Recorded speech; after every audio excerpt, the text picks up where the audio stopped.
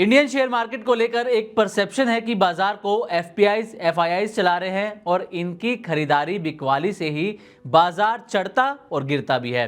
हालांकि ऐसा कुछ हद तक ठीक भी है, लेकिन आज जो डेटा हम आपके सामने रखने वाले हैं वो आपको हैरान भी कर सकता है और साथ ही आपको ये भी बताएगा कि किस तरीके से एफआईआईज की भारी भरकम बिकवाली के बावजूद डोमेस्टिक इन्वेस्टर्स और म्यूचुअल फंड्स ने पूरे मार्केट को संभाल रखा है।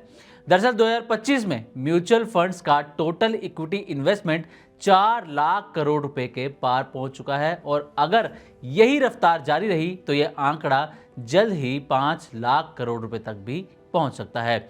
मतलब साफ है, इंडियन रिटेल इन्वेस्टर्स अब मार्केट के असली ड्राइवर बनते हुए नजर आ रहे हैं। तो चलिए आज इस वीडियो में जानते हैं कि आखिर ये पैसा कहां से आ रहा है, एफपीआईज क्यों बेच रहे हैं और इंडियन मार्केट पर इसका क्या असर पड़ेगा, और सबसे ज़रूरी बात कि एसआईपी का इसमें क्या रोल है।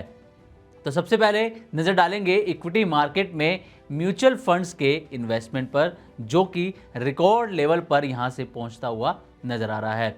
तो 2025 में अब तक यानी कि जनवरी से लेके अक्टूबर में अब तक 4.02 लाख करोड़ रुपए का नेट इन्वेस्टमेंट यहां पर होता हुआ नजर आया है। हालांकि पूरे 2024 में रिकॉर्ड 4.3 लाख करोड़ रुपए का नेट इन्वेस्टमेंट रहा था, लेकिन क्योंकि 2025 खत्म होने में अभी 2 से ढाई महीने का वक्त बाकी है, इसलिए ये अनुमान लगाया जा रहा है कि इस साल ये जो आंकड़ा है, ये जो नंबर है, वो 5 लाख करोड़ को भी पार कर सकता है।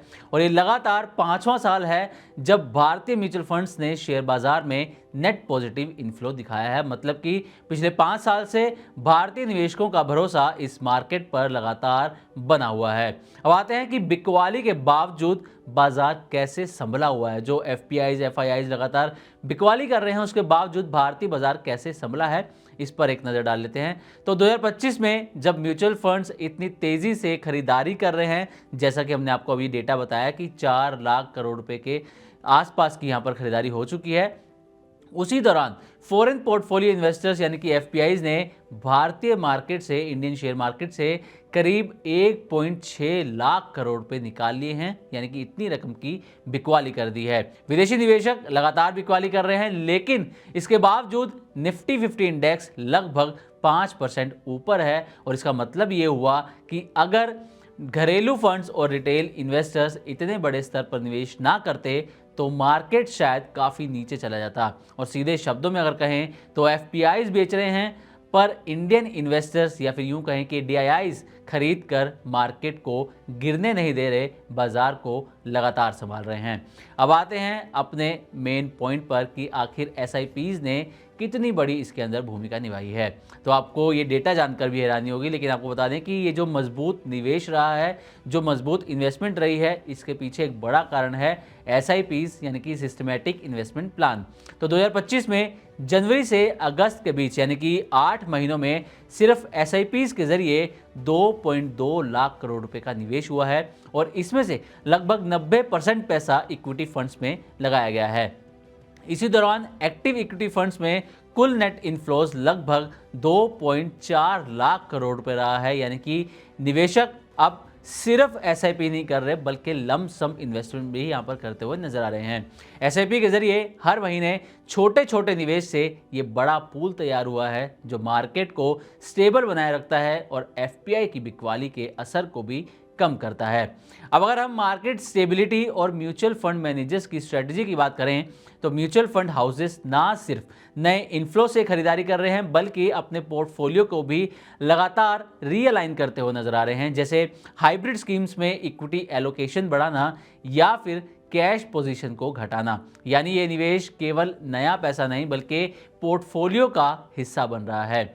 इससे लिक्विडिटी बनी रहती है और मार्केट का मूड भी स्टेबल रहता है। अब एक और जो इसमें अहम चीज़ है बताने वाली, उस पर भी नज़र डाल लीजिए। हाउस होल्ड सेविंग बिहेवियर जो है उसमें किस तरीके से बदलाव आ रहा है, ये जानते हैं। तो अब बात करते हैं कि जो भारत के इन्वेस्टर्स हैं, डीआईआईज हैं या फिर जो रिटेल इन्वेस्टर्स हैं, उनका माइंडसेट किस तरीके से बदल रहा है। तो पिछले कुछ सालों में भारतीय परिवारों की बचत का रुझान जो है वो एफडीज से हटकर इक्विटी इन्वेस्टमेंट की तरफ बढ़ता हुआ नजर आया है। आपको बता दें कि एफडीज में जो एक फिक्स रिटर्न मिलता है, लेकिन वो रिटर्न 6.5 से 7% या 7.5% तक होता है, इससे ज़्यादा नहीं होता। लेकिन इक्विटी इन्वेस्टमेंट के अंदर, इक्विटी मार्केट के अंदर रिटर्न जो है 10%, 12%, 15%, 18% या इससे ज़्यादा भी मिल सकता है या इससे कम भी मिलता है, जिसकी वजह से ज़्यादा रिटर्न के चलते लोगों का रुझान यहाँ पर बढ़ता हुआ नजर आया है। HSBC के head of research India Yogesh Agarwal का कहना है कि भारतीय इक्विटी में घरेलू निवेश बढ़ा है, लेकिन अब भी बहुत कम लोग सीधे शेयर बाजार से जुड़े हैं। डेटा के मुताबिक भारत में हाउस होल्ड फाइनेंशियल एसेट्स का सिर्फ 8% हिस्सा ही अभी इक्विटी में आता है, जबकि अमेरिका में यह हिस्सा लगभग 35% के आसपास रहता है। मतलब अभी भी भारत में इक्विटी इन्वेस्टमेंट की बेहद बड़ी संभावना बाकी है। अब एक सबसे बड़ा सवाल ये भी उठता है कि आखिर इन्वेस्टर्स और मार्केट पर इसका क्या असर होगा। जो एफपीआईज बिकवाली कर रहे हैं और जो म्यूचुअल फंड्स हैं या जो डीआईआईज हैं वो लगातार इन्वेस्टमेंट कर रहे हैं, उसका इन्वेस्टर्स पर और बाजार पर क्या असर होगा, तो ये जान लीजिए। तो डीआईआईज का भरोसा बढ़ा है, गिरावट में भी पैनिक अब जो है वो कम होता है। भले ही एफआईआईज, एफपीआईज कितनी भी बड़ी बिकवाली करें, कितने भी बड़े अमाउंट की बिकवाली कर लें, उसके बावजूद गिरावट में पैनिक जो है वो कम रहता है। इन्वेस्टर्स पैनिक नहीं करते। म्यूचुअल फंड्स की भागीदारी से मार्केट में लिक्विडिटी बनी रहती है। एफपीआईज की बिकवाली का असर भी अब लिमिटेड हो गया है। बाजार अब पूरी तरह बाहरी निवेश पर यानी कि एफपीआईज, एफआईआईज पर निर्भर नहीं है। इंडियन इन्वेस्टर्स भी बाजार को अब संभाल रहे हैं और रिटेल इन्वेस्टर्स ने बाजार को अब स्टेबल बना दिया है। तो कुल मिलाकर ये डेटा बताता है कि भारत के रिटेल इन्वेस्टर अब सिर्फ मार्केट नहीं देख रहे, बल्कि उसे डायरेक्शन भी देते हुए यहाँ पर नजर आ रहे हैं। अगर ये भरोसा यूं ही बना रहा तो आने वाले सालों में इंडियन मार्केट दुनिया के सबसे मजबूत बाजारों में गिना जाएगा। तो उम्मीद करते हैं कि हमारी तरफ से दी गई जानकारी आपको अच्छी लगी होगी। इसी तरह की और भी वीडियोस के लिए देखते रहे मनी 9 और सब्सक्राइब करें हमारा चैनल।